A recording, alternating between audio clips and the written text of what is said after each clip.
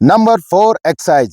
ಈ ಎಕ್ಸೈಸ್ನಲ್ಲಿಯೂ ಸಹ ಲಾಠಿಯ heavier end ಕೆಳಮುಖವಿದ್ದು ಲಾಠಿಯ lighter end ಮೇಲ್ಮುಖವಿರುವಂತೆ ಹಿಡಿದುಕೊಂಡು ಕೈ ನೇರವಾಗಿ ಬಲಭಾಗದಿಂದ ಎಡಭಾಗಕ್ಕೆ ಬಾ ಬಾ ಎನ್ನುವ ಸನ್ನೆಯಂತೆ ಬೀಸಬೇಕು.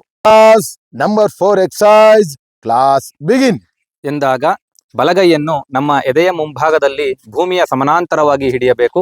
ಆಗ ಲಾಠಿಯ ಹೆವಿಯರ್ ಎಂಡ್ ಕೆಳಮುಖವಾಗಿಯೂ ಲೈಟರ್ ಎಂಡ್ ಮೇಲ್ಮುಖವಾಗಿಯೂ ಶರೀರದ ಎಡಭಾಗಕ್ಕೆ ಅಂಟಿಕೊಂಡಂತೆ ಇರಬೇಕು.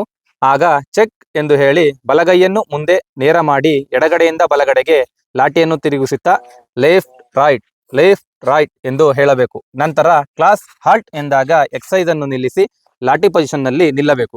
Class halt. ನಂಬರ್ 4 ಎಕ್ಸೈಸ್ ಮಾಡುವ ಉದ್ದೇಶ ಬಲಗೈಯ ಮಣಿಕಟ್ಟನ್ನು ಗಟ್ಟಿಗೊಳಿಸುತ್ತದೆ. ಎತ್ತರದ ಕಟ್ಟಡ ಅಥವಾ ಇತರ ಸ್ಥಳಗಳಿಂದ ಬರುವ ಅಪಾಯಕಾರಿ ವಸ್ತುಗಳಿಂದ ರಕ್ಷಣೆ ಪಡೆಯುವ ಸಲುವಾಗಿ ಉಪಯೋಗವಾಗುತ್ತದೆ. ದೇಹದ ಚುರುಕುತನಕ್ಕಾಗಿ ಮಾಡಲಾಗುತ್ತದೆ. ಕೈಕಾಲುಗಳ ಸಂಯೋಜನೆ ಮತ್ತು ಏಕಾಗ್ರತೆಯನ್ನು ಕಲಿಸುತ್ತದೆ. ಲಾಠಿ ಹಿಡಿಯುವ ಮತ್ತು ಬಳಸುವ ನಿಪುಣತೆ ಬೆಳೆಸುತ್ತದೆ. ತಂಡದ ಏಕತೆಯನ್ನು ಬೆಳೆಸುತ್ತದೆ. 4ನೇ ಎಕ್ಸೈಸ್ ಮಾಡುವ ಸಂದರ್ಭಗಳು: ಕಲಿಕೆಯ ಸಮಯದಲ್ಲಿ, ಲಾಠಿ ಕವಾಯತು ಸಮಯದಲ್ಲಿ, ಪರಿವೀಕ್ಷಣೆಯ ಸಮಯದಲ್ಲಿ, ಗಲಭೆ ಪ್ರದೇಶಗಳಲ್ಲಿ ಅಣುಕು ಪ್ರದರ್ಶನ ಮಾಡುವ ಸಮಯದಲ್ಲಿ ಮಾಡಲಾಗುತ್ತದೆ.